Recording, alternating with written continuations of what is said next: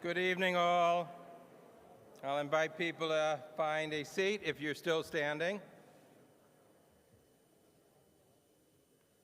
This is our third of four really important, powerful, and wonderful presentations by our visiting scholar in residence, Amir Tibon, who needs no introduction, but who this evening will introduce us to that horrific day on October 7th and how it personally impacted his family as the kibbutz was under attack, Nachal Oz, and as there was a shortage of information as to what was happening.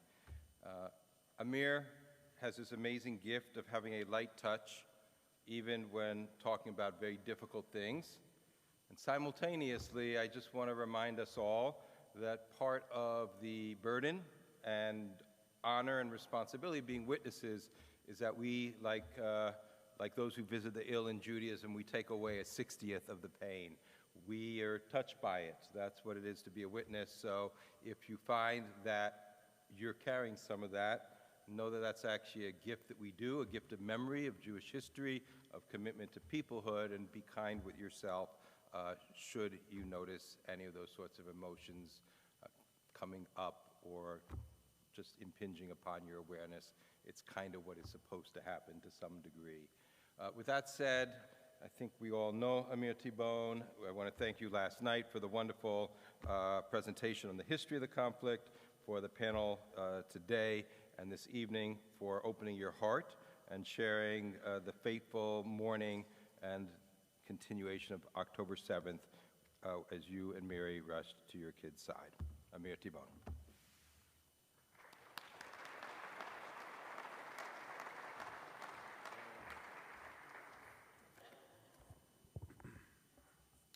Thank you, Rabbi. Good evening to everyone. Still Shabbat Shalom, I think, on the verge of it. So Shabbat Shalom. It's an honor to be standing here again and to see such a wonderful crowd. And when I'm here in Neve Shalom, I feel that I'm among family and among friends. And I said it last night, but I'll repeat very quickly that for me, it is very exciting to be here and continue the tradition that we started a few years ago of the Scholar in Residence weekend in memory of my cousin, Yoni Shul, who was born here in Portland and who had a second home here. And the Shur family is so connected to this city. And so to be here once again in memory of Yoni and to share my own story is something that I'm very, very excited to do. And thank you all for coming and continuing this important tradition. Last night, and I see some familiar faces who were there, but last night I spoke about the history of Israel and Gaza and the conflict and of my kibbutz, the community of Nachal Oz, and I gave you maybe a glimpse, a taste of the events of October 7. I read a few paragraphs from my book, The Gates of Gaza. Today I'm going to tell the story in much more detail. And it's a story that is personal, it's my story, it's my family's story, it's my community's story, and in a way it's my country's story. It starts from the very, very personal place and goes up a few stories because October 7 is a day that changed not just my life and my family's life and my community's life, but also the life of Israel as a country. October 7, 2023, a Saturday, a holiday, Simchat Torah.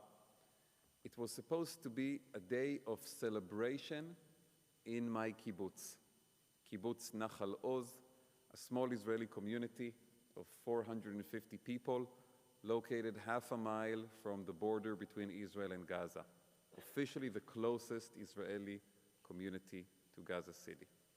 And it was supposed to be a day of celebration because, as I told last night to those who were there, this small kibbutz was founded in October 1953. And I told you last night about the 60 young men and women, 19 and 20-year-olds, who were given a mission in 1953 by General Moshe Dayan to go and build this kibbutz directly on the border with Gaza as part of the national security strategy of the first Israeli government of David Ben-Gurion that emphasized the importance of civilian communities along Israel's new borders. Right? Try to enter the mindset Israel in 1953, small country, surrounded by enemies, no peace agreement with any of the neighboring Arab states, unlike today when we have peace with Egypt and peace with Jordan and peace with some more far away Arab countries. 1953, we are only surrounded by enemies. And Ben-Gurion, as the prime minister, and some of the senior generals like Dayan, they basically say something very simple. We need to send a message to the Arabs across the borders of Israel that this new entity, this new Jewish state that was just created a few years ago, isn't going anywhere. That it's not temporary, it's not about to disappear, it's here to stay. And they better come to terms with that reality. And what's the best way to send that message? To build civilian communities right along the borders where the people on the other side can see. And that's the story and the mission of Nachal Oz, to protect the border with Gaza and to be there as a testament that the new Jewish state is holding on to the land. And so in October 1953, this kibbutz is officially founded by that group of young men and women, and they build homes and they build institutions, a kindergarten and a school, and they work the land. And on October 7, 2023, we were planning to celebrate the 70-year mark of that foundation. We were planning to celebrate 70 years of Zionist resilience. We were planning to celebrate an achievement of an entire community. There was supposed to be a big party at the communal pool of the kibbutz with all 450 residents. Almost everybody was there that weekend. There were maybe 2 or 3 families that weren't in the kibbutz because everybody wanted to take part in the celebration. And there were more than 200 guests who were supposed to be in this party and were also staying in the kibbutz on that weekend. Everybody was anticipating it. Now, I told you that Nachal Oz was founded in October 1953. I want to tell you how I came to live there, because I was not born or raised on this kibbutz. I actually grew up in northern Israel, on the border with Lebanon. I grew up in a military family, and for most of my childhood, my father was serving in Lebanon, and so we lived right on the Lebanese border for most of my childhood years, very, very close to that area. And I had no prior connection to Nachal Oz or to the Gaza border region. I got there for the first time in the summer of 2014, when there was a war between Israel and Hamas, or as it was called, Operation Protective Edge. It was a 2-month-long war between Israel and Hamas. Back then, we thought it was pretty long, 2 months of war. Of course, today, as we are entering the 20th month of the current war, our perspective is a bit different. But in the summer of 2014, Israel and Hamas are fighting, long war, and I'm a journalist living and working in Tel Aviv. And one day I see in the official statistics published by the Israeli military that the most bombarded place in the entire country during this war of the summer of 2014 is not Tel Aviv or Jerusalem or some of the large cities on the coast like Ashkelon and Ashdod. The most bombarded place in the entire country is this tiny kibbutz on the border with Gaza called Nachal Oz. And I thought it would be really interesting to do a story about it, to write a story about the most bombarded community in Israel. And I went down there one day in early August. Why was Nachal Oz the most bombarded place in the entire country during a war that Hamas was fighting already with the capability to launch rockets at Tel Aviv and Jerusalem? So it all has to do with the proximity, really, of the community to Gaza, half a mile, which means two things. Number one, it's not protected by Iron Dome. Iron Dome, this incredible Israeli-American joint invention that can take down 95% of the rockets launched by Hamas and provide protection that allows normal life, in a way, to continue in large parts of Israel, even at times of war. Iron Dome does not work in Nahal Oz because it is too close to Gaza. The system doesn't have enough time to calculate the route of an incoming rocket or mortar and send an interceptor to hit it in the sky. So that's number one. Number two, when there's a siren going off in Tel Aviv, indicating an incoming rocket from Gaza, you have 90 seconds to reach shelter. When a siren goes off in Nahal Oz, indicating a mortar being launched from Gaza toward the kibbutz, you have 7 seconds to reach shelter. And so during that long summer of war in 2014, Hamas reached a very logical conclusion. They said, we can fire rockets at Tel Aviv and Jerusalem, and that makes for great PR, in a way. You know, they can go and say, oh, look, we're bombing the Zionists. But if they really want to cause damage, they should be targeting the border communities, where you don't have Iron Dome, and you don't have time to seek shelter. And so they would bomb Tel Aviv once or twice a day for the headlines, but they constantly, non-stop, launched rockets and mortars at Nahal Oz. And I come there one day. I had some prior knowledge of the Gaza border area from my military service, from trips. It's a very beautiful part of Israel, but I had never been to Nahal Oz. And I was expecting to arrive at a military fortress, right? I mean, the closest community, the most bombarded place, half a mile, no Iron Dome. I imagined everything to be, you know, kind of like concrete and iron and very, very, very secluded in a way. And instead, I find myself entering a beautiful Israeli kibbutz. Green lawns everywhere, tall trees, little houses surrounded by flowers and gardens, and the whole place sits in the middle of this gigantic stretch of fields. Everywhere you look, that's what you see. It was summer, so you had the sunflowers in bloom, and so you see this dazzling yellow. It was really, really beautiful. And I remember walking around the place. There were very few residents there because the kibbutz had been evacuated due to the war. And on the one hand, I was amazed by how beautiful it is. And on the other hand, while we're walking around, every few minutes there is Tseva Adom, which is the code red for an alarm. And then you have to kind of duck and seek shelter. And I said, what is this place? You know, this contradiction between the beauty of it and the danger of it really got into my heart and had a strong impact on me. But the war continued, and I had other stories to write and other places to visit. And Nahal Oz came back to my consciousness and to the consciousness, really, of the entire state of Israel in the very last days of that war, in the summer of 2014. In the last days of the war, everybody knew that a ceasefire was coming.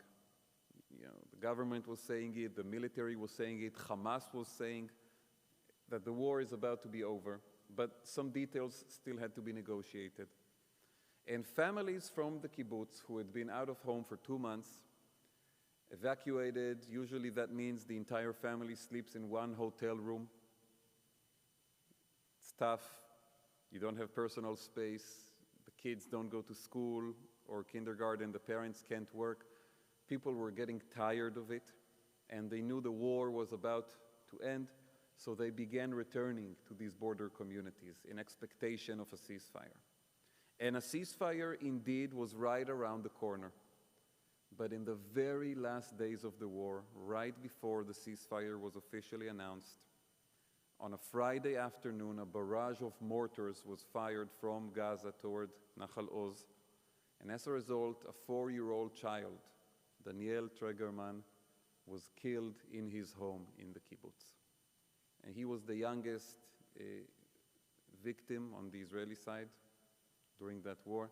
And his death, it became a national tragedy, but more than that, it broke something in this proud, resilient community that had stood all those years on the border with Gaza. After his death, and immediately after a ceasefire was eventually announced, more than 15 families just got up and left, and for a small kibbutz of over 400 people, that was almost a death blow. Because if you're in such a small community, and all of a sudden, almost overnight, 15 families with young kids get up and leave, that's like the future of the place is in doubt. And it was a real crisis for this community. There was a real question of what was coming next. And that's when my wife, Miri, and I made a decision that we are moving to Nahal Oz. We were living in Tel Aviv at the time. I was working as a journalist. Miri is a social worker. And we both had good jobs and a good life in the city. But we felt that our mission was to go and support this border community. We believe in the mission of Zionism, if you want to call it that way. And Zionism starts with protecting Israel's borders. And we felt that what we needed to do at that moment, what we could do to help, was to just go and live there. Because this community was hit very hard. A lot of people left it, and they just needed young people, young couples, young families to go and live there. The war ended on August 26, 2014, and on September 26, 2014, a month later, we came to Nahal Oz to choose an apartment. Everybody looked at us like we were completely crazy, which of course was true. But I can say we were not the only crazy ones. In the next few months, as we settled in and shifted our life to Nahal Oz, there was this growing stream of young couples, young families who had moved to the kibbutz for reasons similar to ours. I would say it was a mixture of ideology, Zionist ideology, adventurism, and a search for community. One of the biggest problems in our world today is loneliness, and people who often live their life feeling like it lacks meaning and it lacks purpose. And when you go to live in a place like Nahal Oz, a small, tight-knit community directly on a dangerous border, you're part of something bigger, you're part of a mission, you're part of some purpose, you're part of a community. And we settled in, and I have to say the next few years were some of the most beautiful years of our life. We became part of this group of families that had moved to the kibbutz, people our age, all of them. We really became a group, very close together. We did our wedding in kibbutz Nahal Oz in the summer of 2016. It was the first wedding in the kibbutz after the 2014 war. A small Israeli wedding with 450 guests, half a mile from the Sajaiya neighborhood of Gaza. And we were very excited about it. And we knew this was going to be our home. And we found ourselves, saying, okay, we came here out of ideology and looking for purpose and meaning, but we just want to stay here because we love this place and we love this community. And we became a family in Nahal Oz. We raised 2 young daughters there. And we always like to say that life in Nahal Oz before October 7, it was 95% paradise and 5% hell. The 95% paradise, I just described it to you, the community, the friends, the nature, the beauty, the fields. And sometimes I try to explain to people what it means to raise children in a kibbutz in today's Israel. So I tell this one story. When you have little kids, there's this thing that you start asking them kind of dumb questions around 2-year-old. You know, what does the dog say? What does the cat do? So we would ask our Galia, our older daughter, these questions, and one day we asked her, what does the cow give us? And she naturally said, kisses. Because, you know, it was young kibbutznik. She would run barefoot to the cow shed, the dairy farm, and stick her hand and let the cows give her kisses. That's the 95% paradise of life in Nachal Oz before October 7. But there's also the 5% hell. 5% hell is that every few months there is this round of fighting between Israel and Hamas, and you find yourself under mortar fire and rocket fire with 7 seconds to reach shelter and no Iron Dome protection. And it never catches you at the right moment. For example, I could be in the playground with my 2 daughters. One of them is on the swing, the other one is on the slide. I'm here talking to a friend, and suddenly, red alert, Tseva Adom. And now, I have 7 seconds to catch this girl from the swing, and to catch this girl from the slide, and run to the bomb shelter at the edge of the playground. And many times, you don't make it in 7 seconds. And then what you have to do, you have to lie on the ground, and you have to cover your children with your own body. And we are a staunchly secular kibbutz, but in those moments you're also allowed to pray. Because it can't hurt, right? That's 5% hell. But I can tell you that during our years in Nachal Oz, we experienced many, many dozens of incidents like this. But this did not stop the community from growing and expanding and more people coming to live there. And it did not stop us from saying this is our home and we are staying here. And we built a house in the kibbutz. And we were part of this new neighborhood that was constructed. And we felt very proud to be part of the story of Nachal Oz return, of the comeback of the kibbutz after the crisis of 2014. We were one of the, maybe the first, maybe the second, I'm not sure, but you know, to move there after the 2014 war. And so many other families had arrived. We felt very proud. On the evening of Friday, October 6, 2023, we were worried. We were worried because the next day was going to be the big party at the pool of the kibbutz with all those guests and the big event. And on Friday evening, there was a rehearsal in the pool. And we went because Galia, our older daughter, 3.5 years old at the time, was supposed to dance on the stage with her friends from preschool. So we went to the rehearsal, and she got on the stage, and they had to do 2 songs. The first song she did very well, but the second one, it started scratching. You know, she didn't remember the moves, she got a bit confused, she distracted one of her friends, and we were like, you know, what are we going to do? Because the rehearsal is just in front of 100 people, but tomorrow night, Saturday at 7 p.m., you're going to have 700 people there, all the kibbutz and 250 guests, and big lights and everything. So we were really worried if she didn't do good enough in the rehearsal, how is she going to make the dance tomorrow evening? And we don't like to worry. So we made a plan for Saturday morning. We said that I will take Carmel, our second daughter. At the time, she was 1 year and 9 months old. I will take her to the playground in the morning. And Miri will stay at home with Galia and work with her on the dance, you know, like our Catholic friends say, until there's white smoke. You know, until it's totally perfect. 3 hours, 4 hours, whatever it takes. And that's how we went to sleep on Friday evening, October 6th. This was our biggest worry in the world.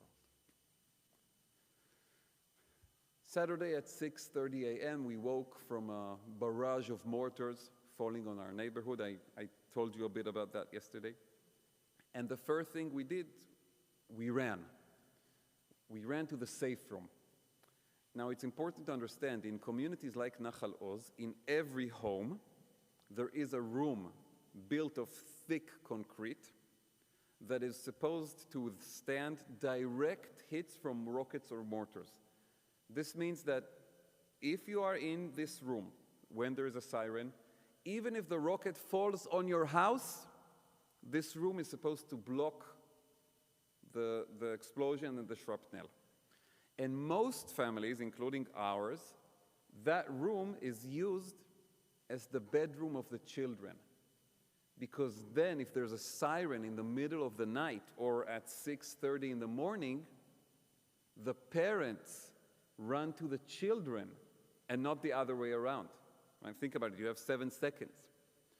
So our girls were sleeping in the safe room, which is their bedroom.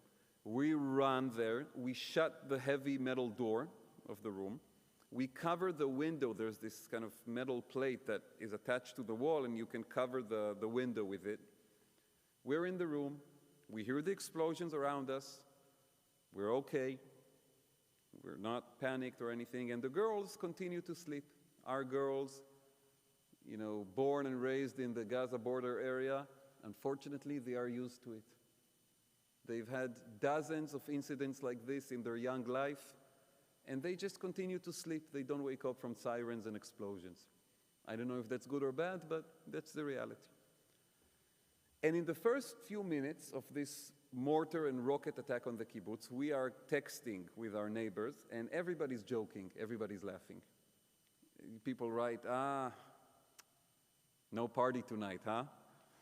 At least the kids got to have a rehearsal yesterday. And somebody writes, Hamas didn't like the songs from the show yesterday. And somebody else writes, did they get the fireworks 12 hours early by mistake? So, we're used to it. Again, we're used to it. But around 6:45, 6:45, things very quickly take a disturbing twist. First, the electricity falls down. No electricity in the entire neighborhood. Everybody's texting, what happened? Why no light? This has never happened before. 7 a.m., we begin to hear gunfire. And it gets a little, distant, but it's moving closer and closer. And after a few minutes, you clearly hear it from inside the kibbutz. Now, I told you yesterday about the history of kibbutz Nachal Oz, and I want you to know that this kibbutz has been on the border with Gaza for 70 years, and there have always been security tensions and incidents. I told you last night about the ambush in which Ro'i Ruthberg died in 1956, and I can tell you that the first mortar was launched toward our kibbutz in 1955, and there were landmines placed in the fields in the 1960s and 70s, and there were hand grenades thrown at cars, and there was the first intifada in 87 and the second intifada in 2000, and the first Qassam rocket was launched at our kibbutz in the year 2001. But I can also tell you that for 70 years, this kibbutz sat on the border, on the gates of Gaza, as Moshe Dayan said, and one thing never happened during those 70 years. An armed terrorist never entered our community. Not even in the 1950s and 60s and 70s, when there was no border fence between Israel and Gaza, and the border was just this ditch in the ground. So when we begin to hear gunfire inside the kibbutz on that morning, we realize something very, very unusual is happening.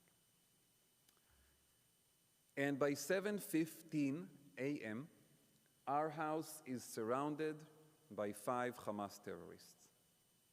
We are in the safe room with the 2 girls. They're sleeping. The door of our house is locked, and all the blinds, electric blinds, are rolled all the way down.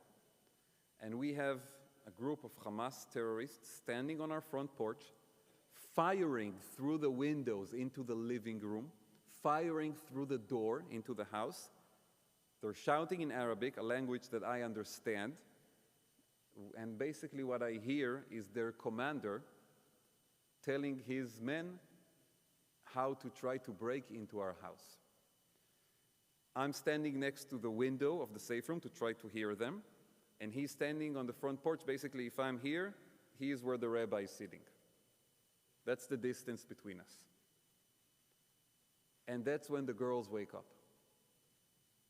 And they ask, what is this noise? Because the gunfire is exploding in our living room. That's a very, very loud noise. And they ask, can we get out of the room? Can we go to the bathroom? Can we have something to eat? And we are there in complete darkness with no electricity. And our mission as parents in that moment is only one thing: to keep our two young girls, 3.5 years old, 1 year and 9 months old, to keep them calm and quiet. And why is that so important? Because let's make a little scorecard of the situation, okay? The 5 terrorists surrounding our house are well armed. I only many hours later discovered how well, when I saw their dead bodies. They had AK-47s, one of them had a small machine gun, they had an RPG launcher, they had hand grenades, they had medical kits tied to their bodies, they had a radio machine. I didn't have a weapon, and thank God, because if I had tried to approach them with a weapon, I wouldn't be standing here today. So 1-0 in favor of them when it comes to weapons. And I'm being generous with our side. Vision. We can't see them, and they can't see us. We are in this dark room with no electricity. We can't see anything. And they are trying to break into the house. So that's a tie, 0-0. We have only one advantage over the terrorists at this point. We can hear them. We can hear their bullets exploding in our living room. We can hear their shouting outside the window. And as long as we stay calm and quiet inside the safe room, they can't hear us. Maybe they don't know there's a family in this house. Maybe they don't know where to look. But how do you stay quiet when you have a 3.5-year-old and a 1 year and 9 month old who just woke up from gunfire in their house, in the dark, with no food? How do you keep them quiet? Our approach, and I give a lot of credit here to Miri, my wife, our approach was simply to tell them the truth. Because we realized that we're not going to be able to make up any kind of lies that will actually convince them of the need to be quiet. And that we had to tell them the truth in words that were appropriate for their age.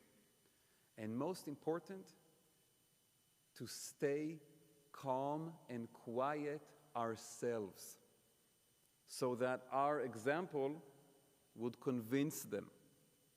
And we told them, girls, we're really sorry, but right now there are dangerous noises outside, and there are dangerous people outside, and we have to stay in this room. We have to stay here and to be quiet until the dangerous people and the dangerous noises go away. And you can stay in your bed, you can hug your dolls, you can hold our hands, you can whisper a song to yourself, but we have to stay quiet. And if we stay quiet, we'll be safe in this room. Saying those words was the easy part. The easy part. The difficult part was behaving those words. Showing them that if we stay quiet, we will be safe. And for that, we just had to be calm and quiet ourselves, because children, and that's a lesson I learned on that day, children don't care what the adults say. They care about what the adults do. And if we were telling them those words, but we were showing signs of panic in our behavior, of course they wouldn't believe us. So we had to stay very calm, very quiet, very reserved. On that morning, 150 Hamas terrorists entered kibbutz Nachal Oz in several waves of attack. And when they entered, they were met by a group of 15 defenders, 1-5. A combination of our local security team in the kibbutz, residents who were armed and trained for these crisis situations, and a small force of the Israeli police that was accidentally almost stationed in our kibbutz. They had a mission in the Gaza border region for several weeks. Our kibbutz is the closest kibbutz to Gaza, so often when the army or the police needs a place to house their people, they ask our kibbutz to provide a bed and breakfast, if you will, and we are always happy to do it. We love to host soldiers, we love to host policemen. So we were giving these guys a place to sleep, and they were supposed to leave our kibbutz and the region on Sunday, October 8th. This was their last weekend in Nachal Oz. And now this small police team, together with our local security team, find themselves under attack. They are together, 15 men. They're facing 150 terrorists. And I write in my book in great detail and length about the battle that they fought in the kibbutz. The 5th and the 8th chapter of the book are full with details of that battle.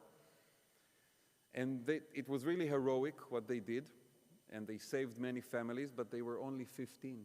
And by 9 a.m., in fact, they were only 9, because 2 had died. One of them right next to my house, in fact.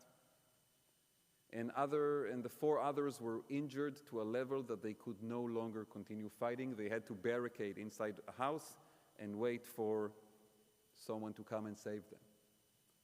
So you have 9 men defending an entire kibbutz. And 8 becomes 9, and 9 becomes 10, and 10 becomes 11. The hours go by. The attack continues. People are getting murdered. People are being kidnapped. These 9 guys are trying to defend the entire kibbutz to the best of their ability. And all the time, one question is being asked. Among those 9 brave men, in the text messages that people are desperately sending to the different groups of the community, and in the conversations that families, including our family, are having inside the dark safe rooms, one question is asked all the time. Where is the military? Where is the state of Israel? On that morning, when we heard the Hamas team surrounding our house, I also called my parents. My parents are 62 years old. They live in Tel Aviv. My father, Noam, is a retired army officer. He served for 35 years. He retired in 2014, a short time before we moved to Nachal Oz. My mother, Gali, is a former high school principal, and for many years her job was more dangerous than his. If you spend enough time around teenagers, you know that I'm right. And later she became a Holocaust historian, very proud of her work.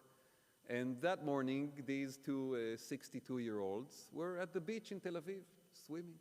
And they began to hear the sirens, and of course they didn't get out of the water because they're not gonna let Hamas disrupt their morning swim.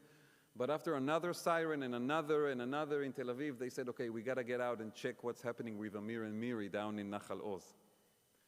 And when they got out and we spoke, I updated them for the first time that this is not a regular Hamas attack. And the word regular by itself is so terrible, because what is a regular attack? It means that Hamas is firing rockets and mortars at our community, and everybody is sheltering in their safe rooms, and we have no Iron Dome, and so we can't get out of the safe room, and they're trying to murder us. That's regular, that's normal. But I tell them, listen, guys, this isn't normal. We have terrorists inside the kibbutz, and there's a specific team of terrorists trying to break into our house. My father's first reaction was to try to call people that he knows in the senior leadership of the military. He's been out for a decade, but he still knows many of them, and he started calling. So he tried to call the chief of staff of the army. No answer. Tried to call the head of the Southern Command. No answer. Tried to call the commander of the Gaza border division. No answer. Nobody picks up the phone. And he's texting them, terrorists in Nachal Oz, terrorists inside the kibbutz. Nobody answers. After a few minutes, one of them wrote back, "We know."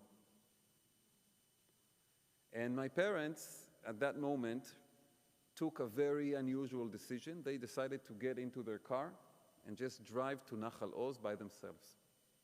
The trip from Tel Aviv to Nachal Oz on a Saturday morning with no traffic will take you 1 hour and 10 minutes. Israel is a very small country. And they had done this trip many times. We've been living there all those years. Their granddaughters are there. My father has a pistol at home, so he took the pistol. He also has a set of old uniform at home, but he was in such a rush, he forgot to take them. He just wanted to run to his car. And my mother, in a moment of generosity that would later save the lives of several IDF soldiers, she told him, "You need two hands. One on the wheel, one on your phone, one on the pistol. You need to be talking to people and you need to be ready for action. Let me drive for you so you don't have to hold the wheel." And they left the house around 7:30 and they started going south. At that point, it was difficult to communicate with us because there's heavy gunfire in the house.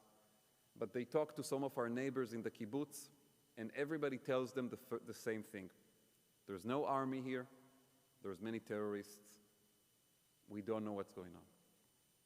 And my parents go driving south. They pass Ashdod. They pass Ashkelon. There are rockets flying over their heads.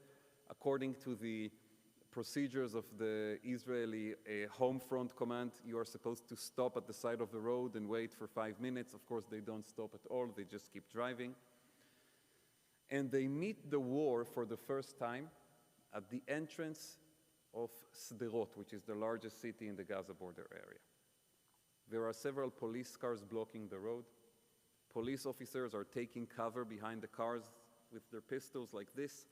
And in the distance, there are white SUVs with Hamas terrorists firing back at the police officers.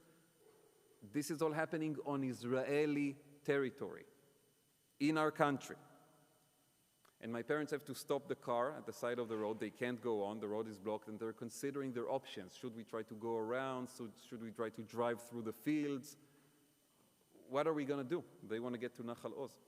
And while they're having this discussion, suddenly, from a ditch next to the road, a man and a woman, a couple, in their 30s, about my age, jump toward the road and start running in the direction of their car. And my parents look at them. What are they doing here? Where are they running? And the most crazy thing, they're not in their pajamas. This is not a couple that ran away from their bedroom. They are in party clothes. They're dressed for a date. My parents look at them, what is this? But they quickly put them in their car. And this young couple, Bar and Lior Metzner, from a small town outside Tel Aviv, they're breathing heavily, and they tell my parents the most unbelievable story. They say that they were at a party near Kibbutz Re'im, and mortars began to fall, and rockets began to fall on the place. So they got in their car, and they started driving north, as did many other people. And while they were driving, Hamas put up roadblocks on the road inside Israel and slaughtered everybody in the cars around them. Their car was destroyed by the bullets, but they managed to escape by foot. They ran and they ran and they ran until they reached this ditch next to one of the roads. They hid there for more than an hour. And at some point they heard some Hebrew and they heard my parents' car and they got out. And now my parents have them in their car. And of course they can't continue to Nachal Oz. So they turn around and they drive them out of that gunfire. They drive north in the direction of Ashkelon to bring them to safety, and at the same time, my father is trying to investigate them. How many terrorists did you see? And in my parents' mindset, they still think this is like some limited attack, like 2 or 3 Hamas cells crossed the border. One of them came to Nahal Oz, another one came to Sderot. But this couple tells them, no, we saw dozens of terrorists. And my father asked them, how many soldiers did you see? And they said there was 1 jeep. It's unbelievable. So my parents dropped them in the entrance to Ashkelon, and they made it safe to their 2 children. And I can tell you we have become like family since that day. We hosted them several times, and they're an amazing couple who lost many friends on that day. My parents turned around and they continued to drive to Nahal Oz. I won't tell you all of the story they had that day because you can read it in the book, and I don't want to run out of time. But I want to highlight one moment which is really important because it's part of the debate we are having right now about the direction of Israel. At some point, my parents decide to split because they get closer and closer to Nahal Oz, and it's becoming very dangerous. The road is full of dead bodies, full of destroyed cars, burning cars, hundreds of bodies. It's apocalyptic. And so my mother stays in a bomb shelter by the side of the road next to Kibbutz Mefalsim. This is 10 minutes from Nahal Oz by this point. And my father drives without her toward the kibbutz. And as he drives toward the kibbutz, he gets on this winding roads surrounded by woods that eventually leads you to Nahal Oz, and he enters an active battle. There is a small force of an Israeli elite unit called Maglan. This was the first military force that tried to arrive to Nahal Oz to save the residents of the kibbutz. 5 courageous soldiers and officers. I write about them in the book, and I have their picture, and you should read about them. It's chapter 8 of the book. They were the first heroes who tried to arrive to Nahal Oz. They ran into a Hamas ambush that was very well planned. Out of the 5, 3 died in the battle. Chen Buchris, Iftach Yavetz, and Afik Rosenthal, and 2 were injured. They managed to call backup and a force of paratroopers. Few soldiers was able to arrive and join the battle. And my father sees this and basically stops his car and runs to join the battle. And he takes the M16 and the helmet of Chen Buchris, one of the dead Maglan officers. He joins the battle. And around 12:30 p.m., they manage to finish this Hamas ambush. One of the terrorists is injured and he starts running into the woods. The other Hamasniks are dead. The road to Nahal Oz is open. It's 12:30 p.m. We've been in the safe room with the girls with no electricity and no food since 6:30 in the morning. And my father wants to just get in his car and drive directly to the kibbutz. There are still terrorists roaming around. The army hasn't arrived because these 5 heroes of Maglan were the first to try to get there, and you know what happened to them.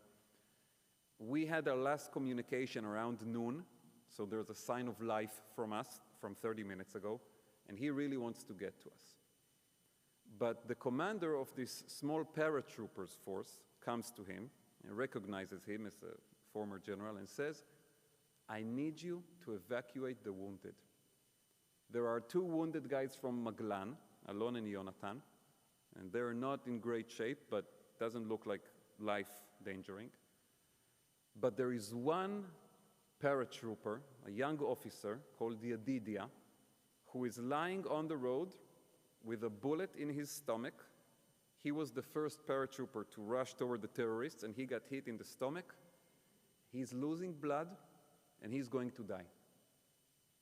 If he's not evacuated immediately, he will die." And now you have a moral dilemma, because you have us with the girls in the safe room, a few minutes away, terrorists roaming the kibbutz, people are being kidnapped, it's being broadcast on Facebook. But there's a sign of life from 30 minutes ago, that we're still surviving. And then you have this young man on the road, and you know for sure, not a doubt, that if you don't take him, he will die. What do you do? And there are only 2 cars there. It's my father's car and the car of the paratrooper team that wants to pursue this other terrorist. And my father said, okay, put him on the jeep. And they put Yedidia and the two Maglan injured on my parents' car. And my father drove back 10 minutes to Mefalsim, where my mother was waiting in the bomb shelter, yelled to her to get out, and told her to take the car with the 3 wounded guys to the hospital because one of them is going to die. And my mother did it, and she saved their lives. She brought them on time. And Yedidia, a few weeks after my mom evacuated him to the hospital, while he was in recovery, his wife gave birth to a baby boy in the same hospital. And my father was left without a car, but he found a way to get back to Nahal Oz. You can read about it in the book. And he eventually made it to our home close to 4 p.m.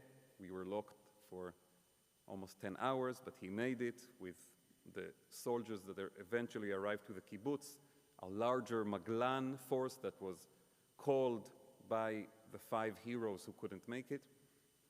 But I want to stay one more second on this story of Yedidia, because we are facing a dilemma today as a country.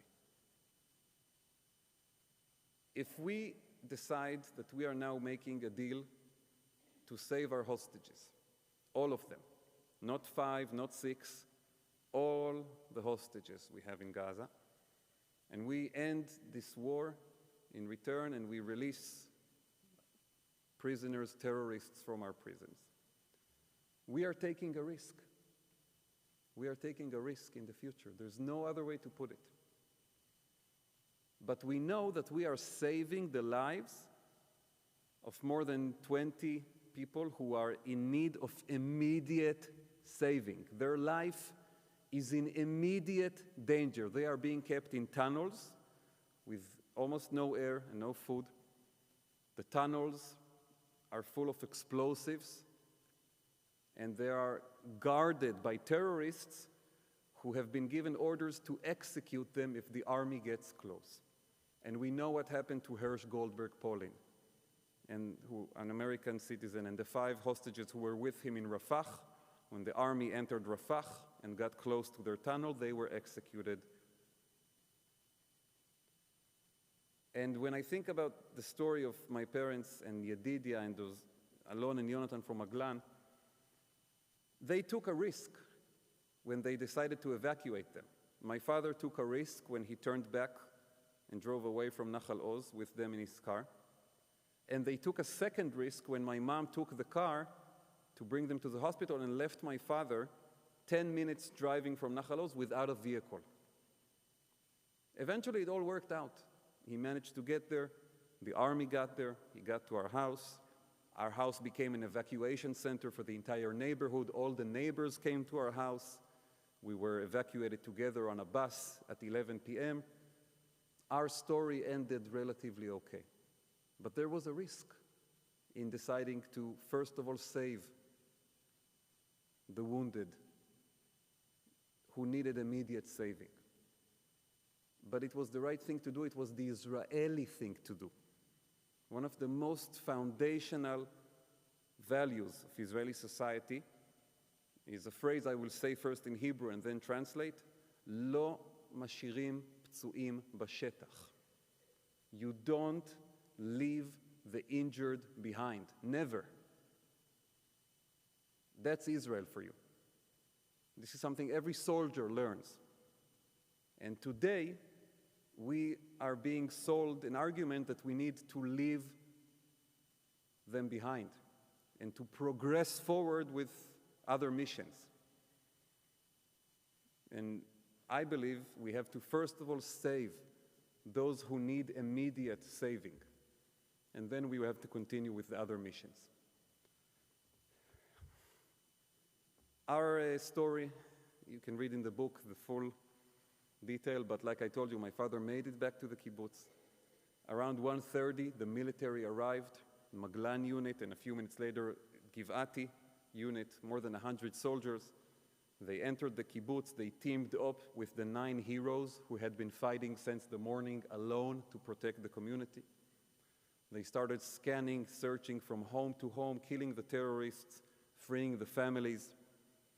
After, it took a little time, but they also made it to our neighborhood. We were taken out of the safe room close to 4 p.m. My father arrived. All the neighbors came to our house. 11 p.m. a bus took us out. The last thing we saw was the area of the cow shed, the dairy farm that I told you about in the beginning, that my girls love to run there. We saw it burning in fire. On that day in Kibbutz Nachal Oz, 16 people were killed and murdered in a community of 450. Another 7 people were kidnapped into Gaza alive. That's 23 people. You can make the math. That's 5% of the community murdered or kidnapped. Think about your community, your neighborhood, losing 5% of its people in such a way in a single day.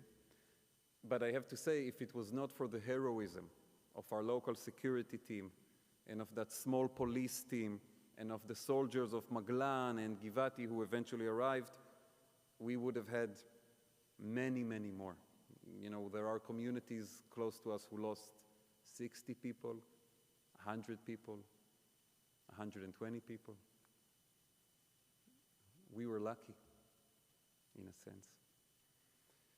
Out of the hostages, we had 5 women and girls. When I say girls, I mean 8 and 15-year-old. When I say women, the oldest was 84-year-old. All of our women and girls were returned to us alive in November 2023 in the hostage deal orchestrated by President Biden. They survived 50 days in the hands of Hamas.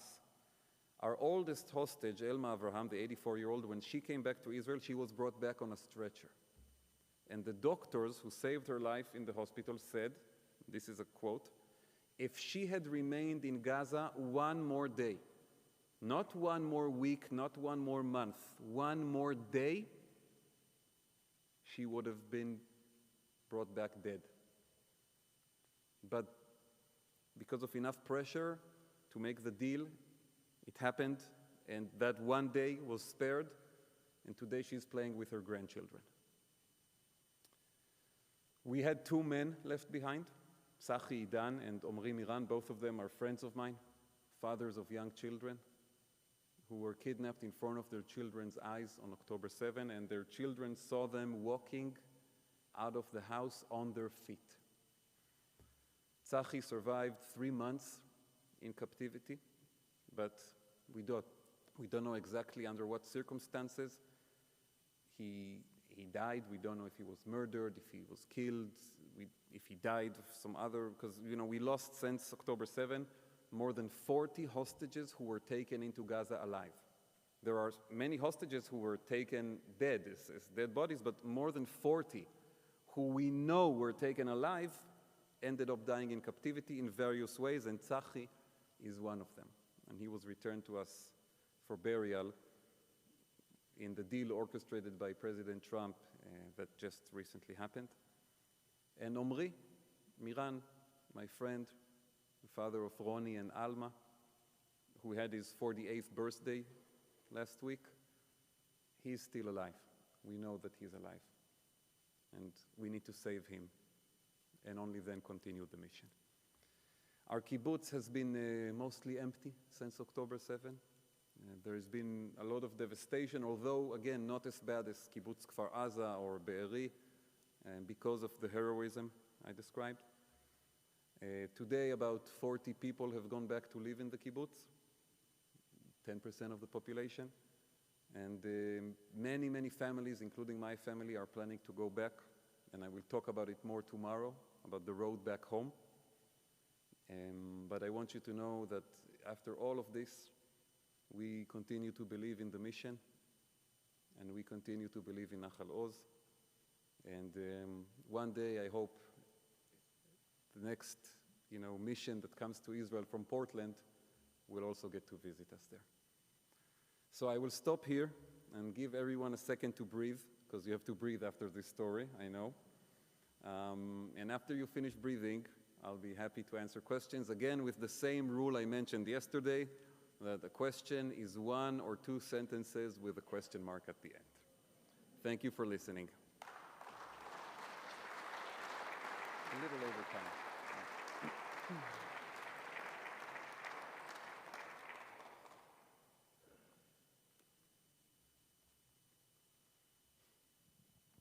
Everybody's thinking, I see.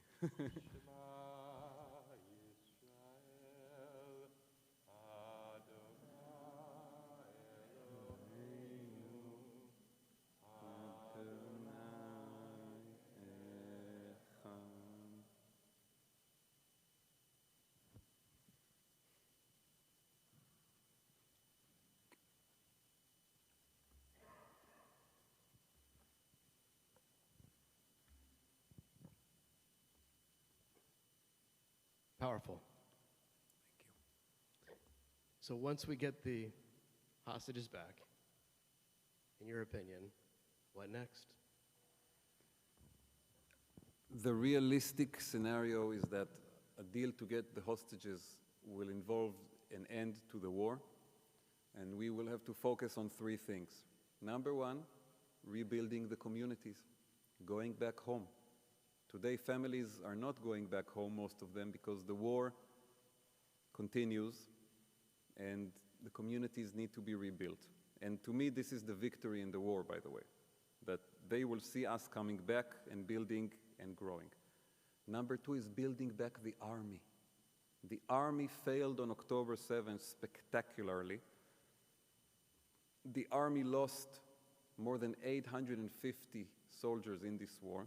And we have thousands upon thousands of wounded and thousands who are in mental difficulties. We need to rebuild the army and we need to recruit many more soldiers. On that morning, we had maybe 500 soldiers spread along the entire Gaza border. And this is one of the main failures. We can never have that again. We need to rebuild the army. And I believe we will be given an opportunity, not that it's what we should wish for, but we will be given an opportunity to fight Hamas again because they will not have the strategic patience to uphold all the terms of the ceasefire for a long time. This is based on experience. We've been neighbors with them enough years. And we have to rebuild the army and prepare for the right moment. And if you look at what's happening today in Lebanon, we have a ceasefire with Hezbollah. But if you follow the news from Israel, you know that Israel attacks in Lebanon almost every day. Almost every day we are killing Hezbollah fighters in Lebanon while there is a ceasefire. Why? Because they keep breaking the terms of the ceasefire. And unlike before October 7, when Hamas and Hezbollah would do things that are opposed to existing ceasefires and we would turn the other cheek or turn one eye blind, that's over. Where Israeli people will never accept that. So I believe Hamas is not stupid, and it will not start breaking the ceasefire after one day, and probably not after 1 month. But we will find the opportunity to finish the mission. And it will also be easier, because today the presence of the hostages in Gaza is restricting the military in many ways. You don't want to kill them directly. The impact of that will be terrible for Israeli society and for the soldiers. So there are parts of Gaza that you don't even go into because you suspect they are being held there. And we will have, if you follow the Bible, I said this yesterday, if you follow the Bible, you see that the wars with Gaza, with the Philistines in Gaza, they repeat themselves. And the land was quiet for 40 years until the next one. It will not be 40 years, unfortunately. By the way, I would love 40 years. I don't think it will even be 4. But the hostages don't have the time to wait this whole process out. We need to save them now. So I read that one of the reasons that the army was not immediately present was that a lot of troops had been diverted to the West Bank because of a agenda of part of the government over there. Is that true? What do you have to say about that? So I'll separate the fact from the commentary or kind of like the analysis. The fact is, on October 7, you had around 25 battalions in the West Bank and 4 on the Gaza border. Now, is that only driven by politics? I don't think. I think Hamas fooled Israel. And I'll explain what they did, and I write about it in the book. In the weeks before October 7, you had daily riots along the border fence with Gaza. They would get close to the fence, they would throw rocks, they would throw Molotov cocktails, the army would fire to push them back, and it became very heated. And we actually began to worry, kind of like mid-September, late September, we were like, okay, there's going to be a round of fighting with Hamas soon, better get ready. But then, at the very end of September, Hamas and Israel made a deal, negotiated by Qatar, to end those demonstrations in return for some economic benefits for Gaza. And Netanyahu was doing these deals with Hamas for years. You go back to 2018 when they started bringing the suitcases with the dollars into Gaza. This was always the way. Hamas would get things riled up, the suitcases from Qatar would enter, and you would have a period of more quiet. And so they signed this deal. It was, by the way, this was all reported in the media. This was all public knowledge, okay? That a deal was made, and indeed, the demonstrations completely stopped. The first week of October, it was silent. Meanwhile, in the West Bank, you had daily attacks on soldiers and on Israeli citizens in the settlements there. And so the calculation on the government and on the army and on the intelligence, everybody was, okay, Gaza is quiet, the West Bank is burning, we need to concentrate more troops over there. And Hamas was aware of this. One of their key people, thank God he's no longer with us, Salah Harrowing, one of their most vicious leaders, he gave an interview and he boasted in that interview. He said, because of what we're doing in Jenin and Nablus, the Israelis have 30 battalions there. He said it out loud. Now, if you know the size of the Israeli army, and you know that he wasn't very far from the truth, it was 25, not 30. But if you know the size of the Israeli army, and you know that there are 30 battalions in one area, you understand that the blanket is too short, and that there are not enough forces in other places. And on the morning of October 7, we did not have enough soldiers in Gaza, we did not have enough soldiers in Lebanon either. One of the biggest mysteries is why Nasrallah hesitated and did not join immediately with Hamas. One of the biggest mysteries, because if he wanted, he could have done it. By October 8, it was too late because we sent a lot of forces to the north. But on October 7, he could have joined. And this relates to the previous gentleman's question of what do we need to do? We need to size up the army. We don't have enough soldiers to protect all the borders of Israel. We need more soldiers. And this is one of the things that will have to be investigated, how Hamas fooled us, tricked us in this way. Oh, sorry, I forgot the rabbi decides. I keep calling on people. Yeah. Well, I was going to ask where was the army, but you just answered that.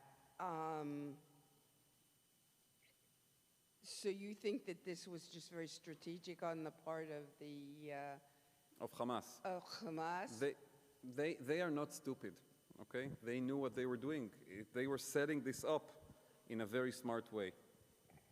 And again, the way to deal with it is to never again be in a situation where we don't have enough soldiers to protect the borders and protect the citizens.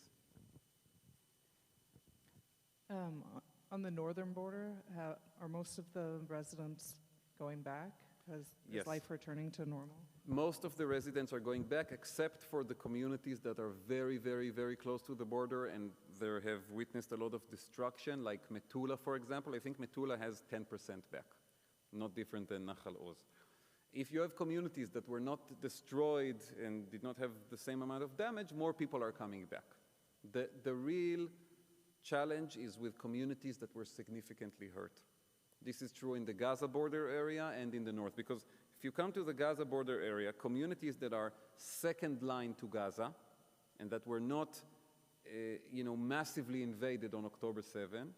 Most of them are back as well, but it's the first line that are still not coming back, also because of the war's continuation. People want to bring back their kids to a peaceful reality. Nobody wants to bring back their kids who are traumatized by October 7 into an active war zone where you hear gunfire and explosions 24/7. And that's the current reality, unfortunately. Thank you. Thank you for coming. Do you see in the future, when you think about your daughter, do you think she would be living in Nahal Oz 20 years from now? And will she have the same neighbors, or maybe better neighbors, or no neighbors at all? I think that my girls today, they talk about Nahal Oz, they miss Nahal Oz, they want to go back there. And we're planning to go back. We renovated our house. We'll talk about it tomorrow. And I can only hope that they will choose also later in life to live there, but it's their choice to make. Regarding what will be the reality in Gaza, I'm not convinced by all the big plans and all the big promises. I think Gaza is going to stay Gaza, and hopefully there will be some kind of peace, but realistically, probably not. Thank you for coming. One of the things you mentioned is how living in Nahal Oz provides like a powerful mission for you to live up to settling the land. It feels like since October 7th, one of the downfalls has not only been military and physical fighting, but also as a reporter, you probably know this better than anyone, how Israel is portrayed in the media on the global stage. How do you think that will be a part of the post-war plans?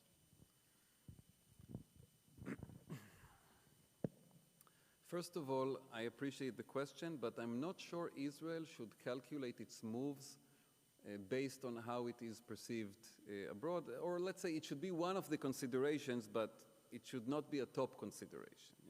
The most important consideration is security, the health of our society, of our economy. International standing is also important, but it's not, in my opinion, in that kind of first priority. Having said that, when I analyze the issue of Israel's image abroad, and this is something that I've been dealing with for many years, some of it is, I will describe three categories in my analysis. One category is unfair criticism that you can maybe change if you provide better arguments and you explain and so forth. The second category is unfair criticism that you cannot change because people are anti-Semitic, because they hate Israel, because they've been brainwashed against Israel. And the third category is self-inflicted harm. And for example, you had in the beginning of the war ministers in our government say we need to drop an atomic bomb on Gaza. We're going to starve the people of Gaza. We're going to kick all of them out of Gaza. Now, I was giving interviews at the same time on CNN and on BBC or wherever you want to go. I was giving a lot of interviews in the first month of the war. After that, people didn't want to interview Israelis anymore because the story became Gaza. But when we were the story, I was saying, we did not choose this war. This is a just war. This is a war to bring back security to the communities that were attacked. This is a war to bring back the hostages that Hamas needs to release.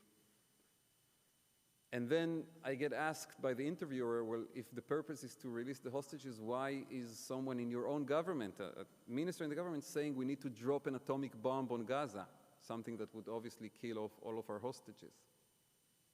And I am left with no good answer. What can I say? Oh, this is just a minister in the government. He's not important. Okay, so these are three categories. With the first one, we can work. With the second one, we can't work. And with the third one, we can maybe work if we have a different government.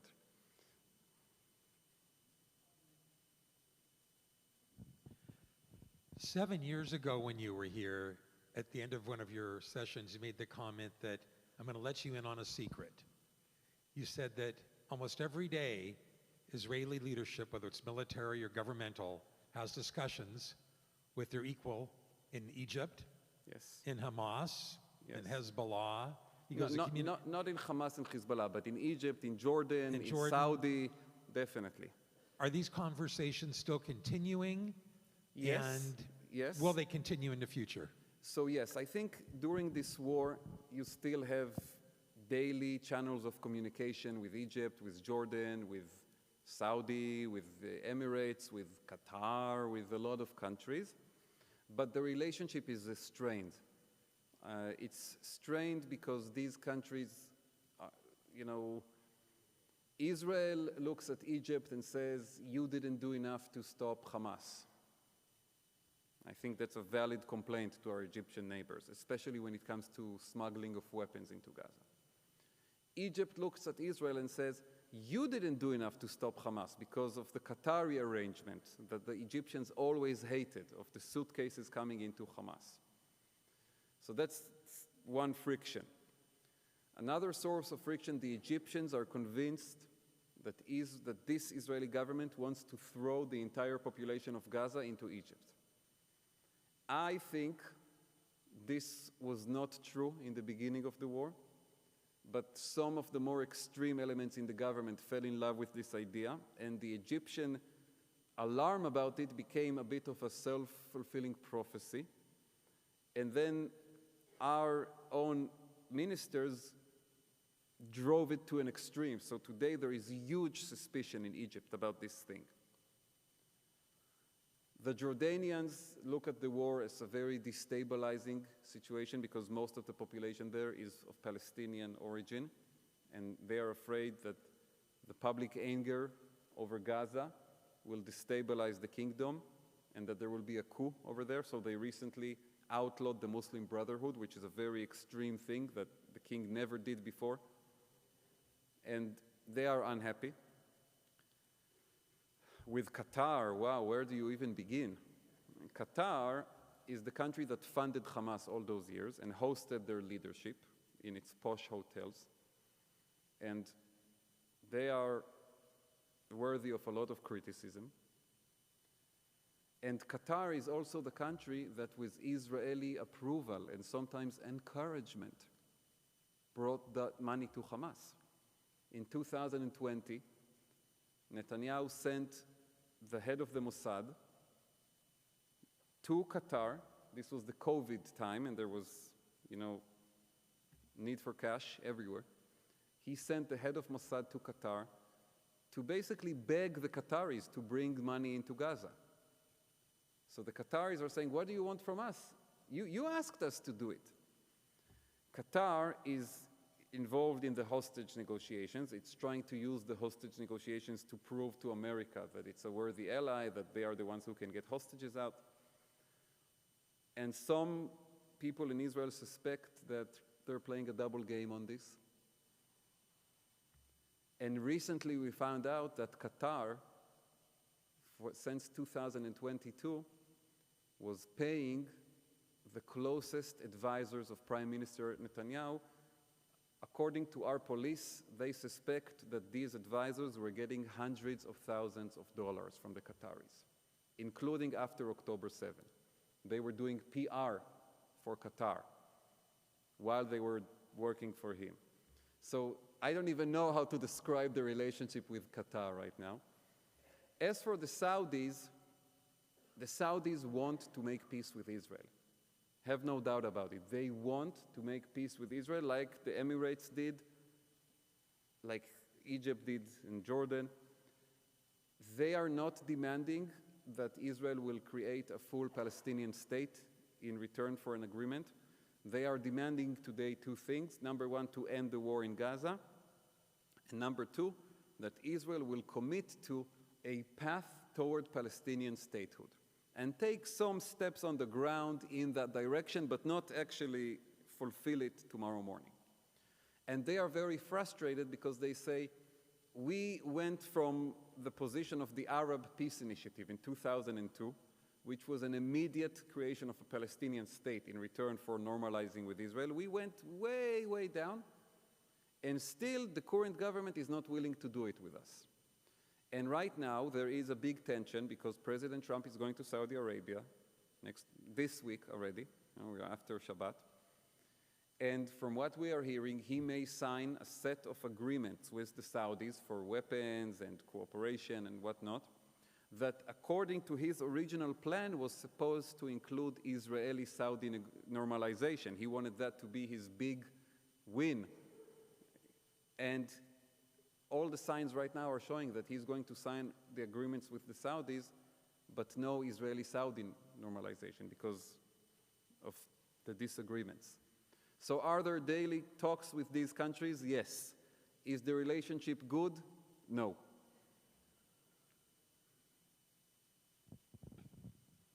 I'm going to break your rules a little bit. First of all, I want to say when you say your father was an officer, he was my officer. He still is a smart and very brave person. I just want to say it. He's not just an officer.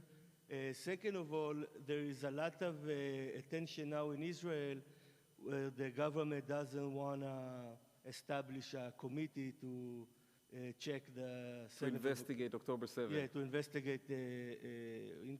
Investigate. Do you think that Israel can heal without exactly knowing what happened and maybe try to prevent it in the future? So in my analysis, what we need in order to heal is really three things. Number one, bring back the hostages, all of them, and bring those who are alive, bring them alive to their families, and those who are dead, bring them to burial. Number two, a commission to investigate October 7 so that we get the answers, not in order to send anyone to the guillotine. I don't care if this commission does not send a single person to jail. This is not about revenge.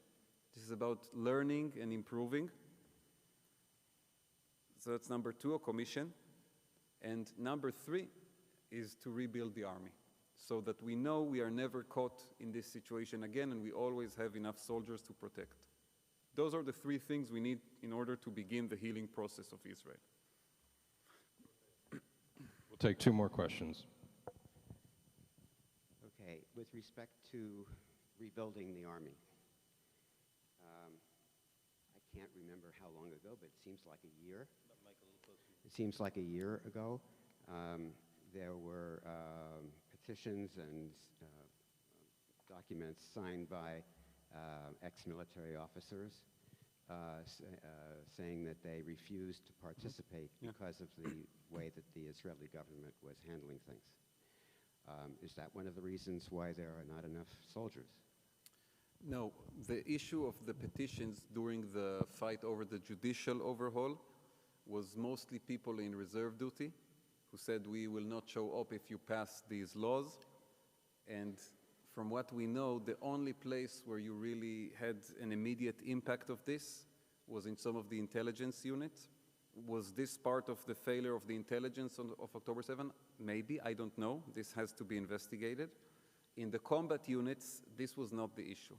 The combat units rely on the day-to-day level on the actual army of, active duty, and the reserve are called when you need them.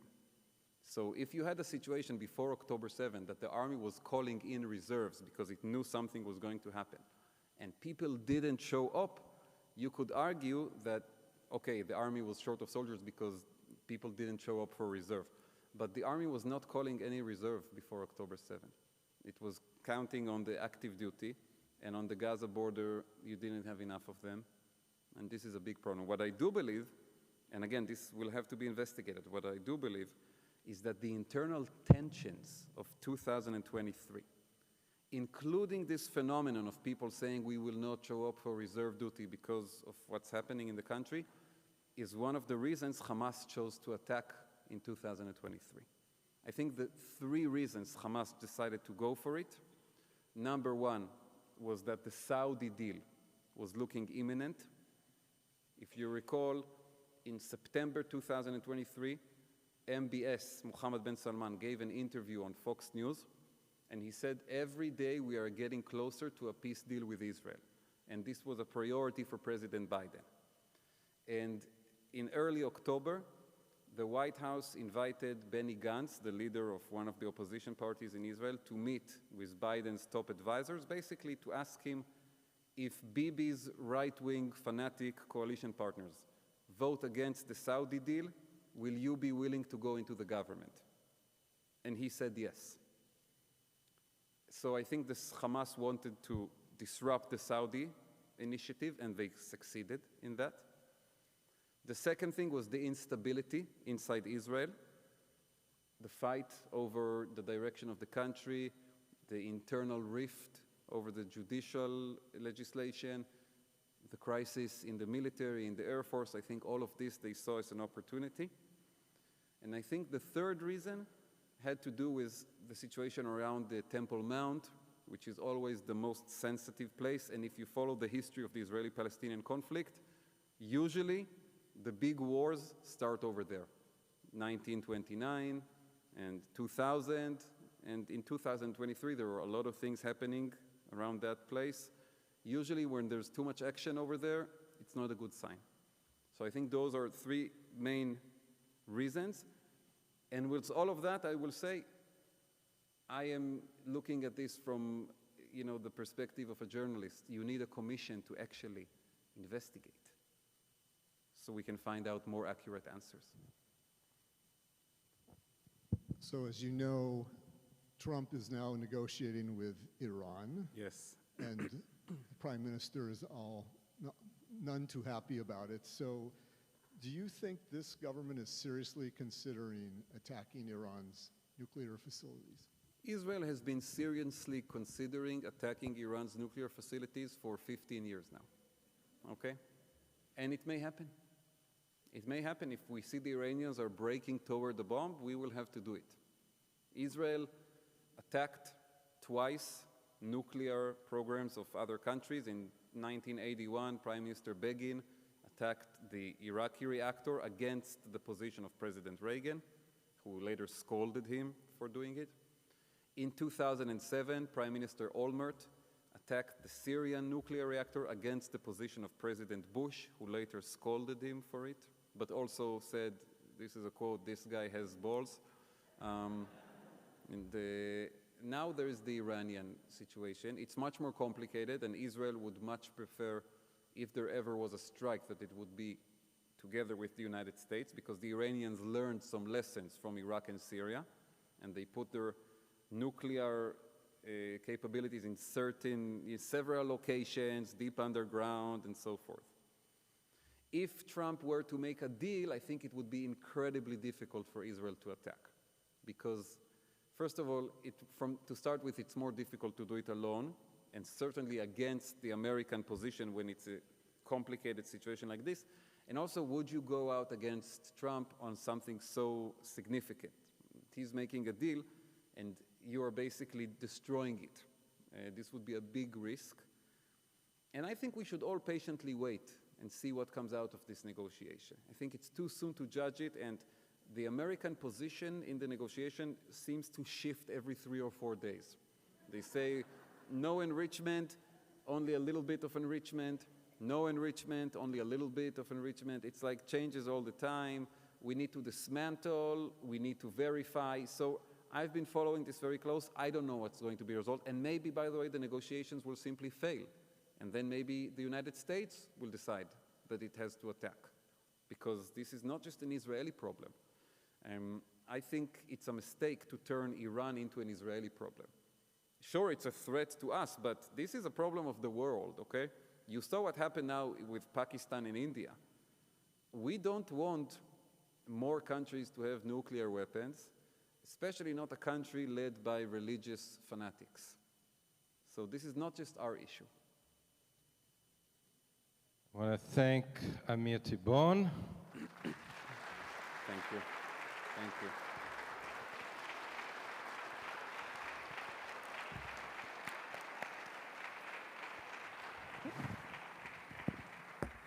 I wish I could have gotten everyone's question who raised a hand, but it's already 8:45, and I want to make sure you're all able to be back here tomorrow at 9:30 a.m.